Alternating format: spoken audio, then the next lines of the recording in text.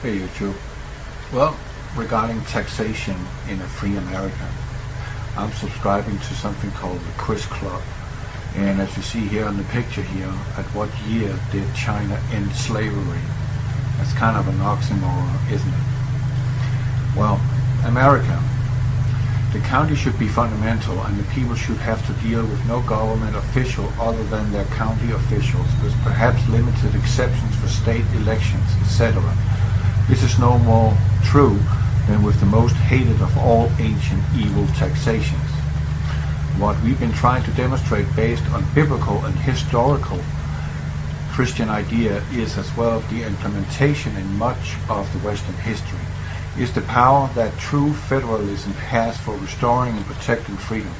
In theory, in a truly federal system, the national government should only govern state government should only govern counties, and county government should only govern the people, and where there were smaller units below the counties such as townships, towns, cities, etc., then the principle of federalism should extend much further. In regard to taxation, true federalism means the national government should have no power to tax individuals. The only agency, if any, that should have any authority to tax individuals is the smallest, most local, nearest jurisdictions of that individual. No jurisdiction above that should be able to touch the individual directly unless through that individual's consent.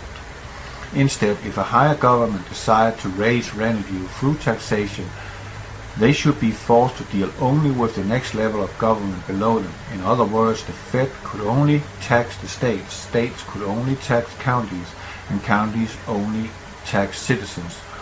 All municipalities were applicable. None of this, however, is to justify taxation in general. Ideally, there would be none, and public services would be much more likely private services, if not in fact private services. Police and fire services are essentially insurance services for the protection of property, and could be paid for a very similar way privately. Public water and sewer services are often already paid this way. So are some ambulance and EMT services, at least in part. There is no reason to police and fire could not be as well. Even court system could be improved through greater proliferation and even dominance of private courts. There is very little reason that most currently public services should require taxation in order to exist and function effectively. We can discuss that more in detail later, this article sounds. But if taxes must exist, they should be decentralized as possible, meaning no centralized power like Washington has. Only the most local municipalities should have power to tax the individual. Counties must do the duty of protecting their people from the state taxes. They should act in concert, represented at state level as counties, to create a government and tax barrier between individuals and the state. Then, if the state absolutely needs revenue, it must work with the counties in concert in order to arrive to an acceptable level. Thus, county representatives will be negotiating how much of their budget they shall agree to provide to the state for its services.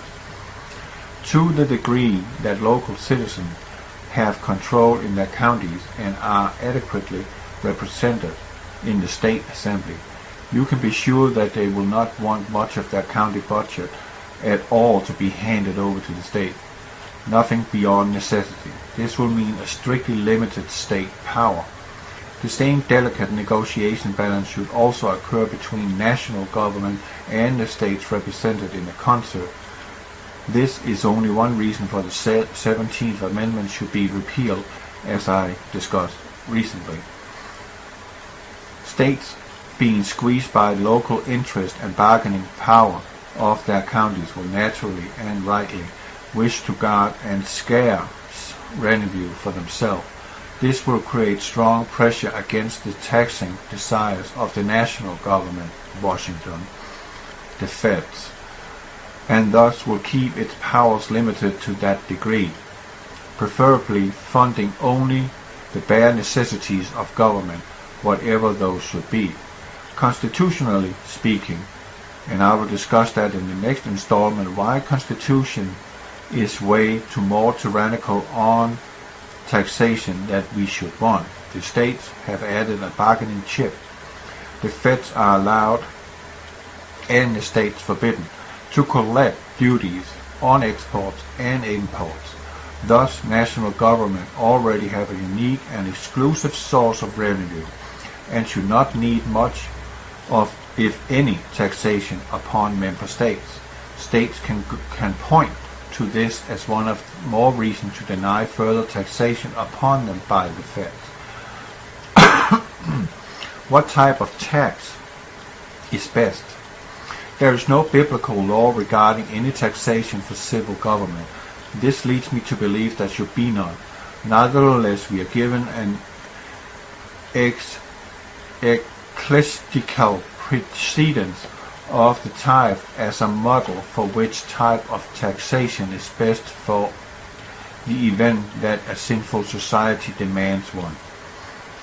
There is only two types specified by law: a tithe to increase of produce, a small flat head tax. The particular flat tax, however, specified in Exodus chapter 30, verse 11 through 16, was explicitly priestly in nature and was only paid by males over 20 years old who were numbered in the army. It was a specifically named ransom money to protect the lives of God's holy soldiers. It was specifically for atonement. It was only collected when an army was raised for a battle. It was thus not meant to be a pattern for general stream of revenue.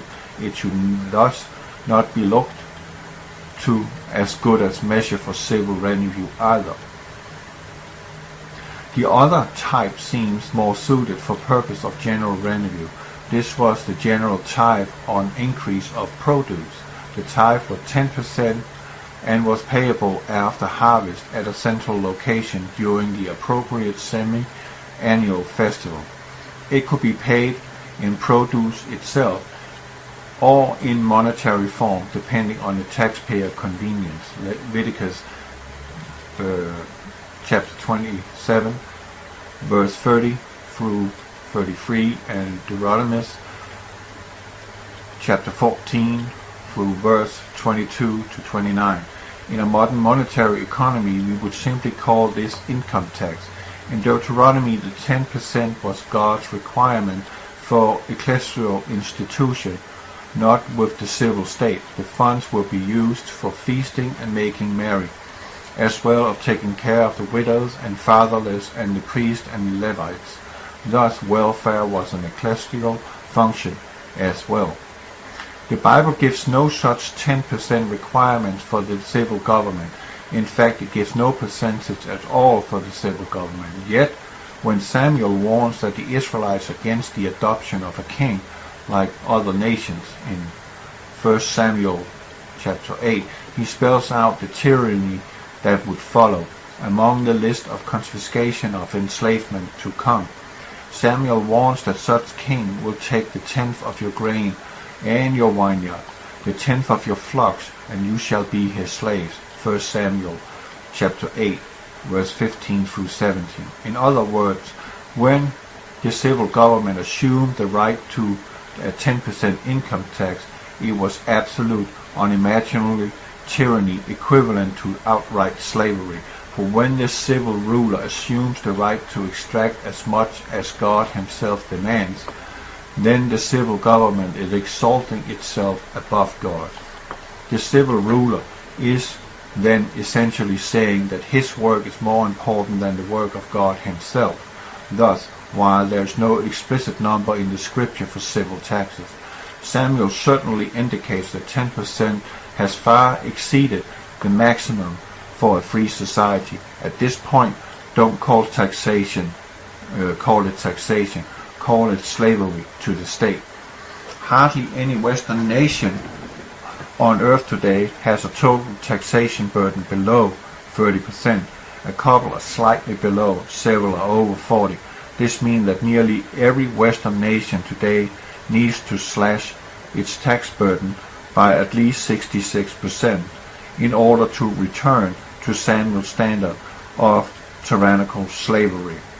One problem with allowing an income tax, however, is the need for accurately reporting income. This is not an issue if the ecclesial tithe for God allowed no legal enforcement of the tithe. Thus, the church must depend on the free giving and honesty of their members. The state, however, will use legal coercion to extract its duties.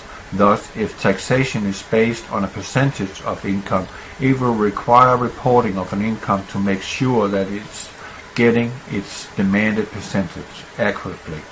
To eliminate its requirements, several measures could be taken, all of them undesirable to someone. First, the state could only rely on honesty and non-reporting like the church does. In this case, revenues would certainly plummet, just as the church sees nowhere near the 10% of its due today. Voluntary reporting or only paper or payer reporting would have similar results. Fraud would be rampant. The civil government could require an accurate income statement as classification to vote.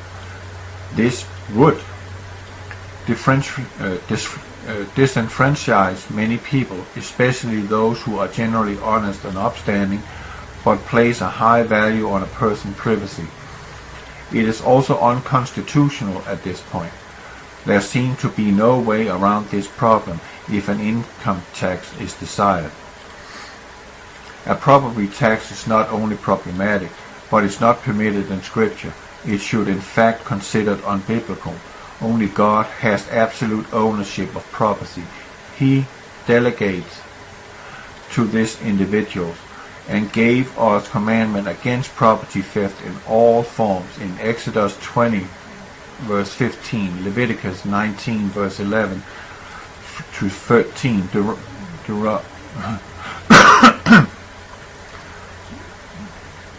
Deuteronomy 19, 27, Proverbs 22, 23. God did not give the civil state any claim of ownership of individual land. It has none, for it is to claim such right to defy God. And that was what the property tax except claims of partial ownership in the land. It is the system of feudal tenure in which the state claims percentage of the value of your property yearly for the sole privilege of living on land under a particular jurisdiction. While this type of tax has a deep historical roots and is also deeply unbiblical, and though this tax has historically been collected and spent at the county level, thus demonstrating how the county historically was the fundamental unit of a governmental authority in this country, it is nevertheless an unbiblical form of taxation and should be replaced with a better form of every place in which it is practiced. So, seen from a biblical standpoint, what our government is doing is illegal. And that's just what I wanted to point out, that if you think that you are a free person and you can do what you want, you could be not further wrong in this position, because you are not a free man. You are to pay to the state. You are to pay to the government so they can relish themselves in goodies on your expense. Your hard-earned money is being sucked up, literally, and they couldn't care less about you. You are a slave. The ending of slavery has never happened, because ever since the state and the church were separated, the onslaught of us humans has been relentless and unmerciful, and we would become slaves and remain slaves unless something has been done about it. It is time for a little, what do you call it, polishing of the national government. God bless you.